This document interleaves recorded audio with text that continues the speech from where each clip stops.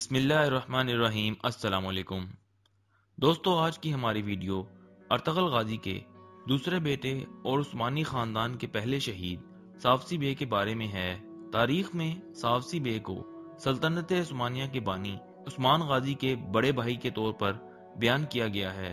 इनकी पैदाइश की जगह और इब्तदाई जिंदगी के बारे में तारीख खामोश है, लेकिन ये अंदाजा लगाया जाता है कि इनकी पैदाइश 1225 सदी ईस्वी के बाद के जमाने में हुई।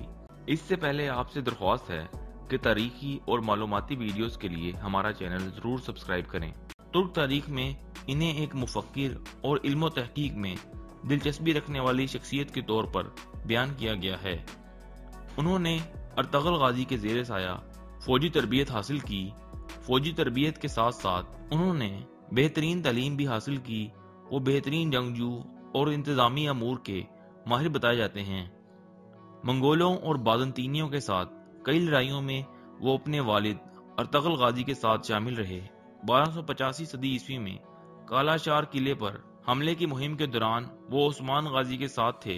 इस हमले को उस्मान गाजी की बाज़ंतीनियों पर पहली अमली फतह कहा जाता है, जिसके बाद तमाम अनातोलिया में मौजूद हुर्रियत पसंद लोग उस्मान गाजी की फौज में शामिल होने लगे। दोस्तों, इसके बाद तारीख की वो लड़ाई लड़ी गई जिसे उस्मानी तारीख में बैटल ऑफ एकीज़ई के नाम से जाना जाता है। अगरचा उस्मान गाजी को इस जंग में बाज़ंतीनी कमांडर कालानौज पर फतह हासिल हुई, लेकिन इस लड़ाई में सावसी बे की शहादत भी हुई, जो कि उस्मानी खानदान के लिए एक बहुत बड़ा सदमा था।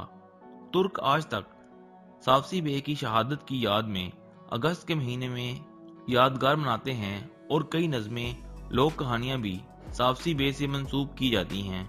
इनका मज़ार तुर्की के एक गांव बोज़यूक में वाक़या है। अर्तुगरुल गाजी के मज़ार के बाहर मौजूद सावसी बे की कब्र एक एजाज़ी निशानी है।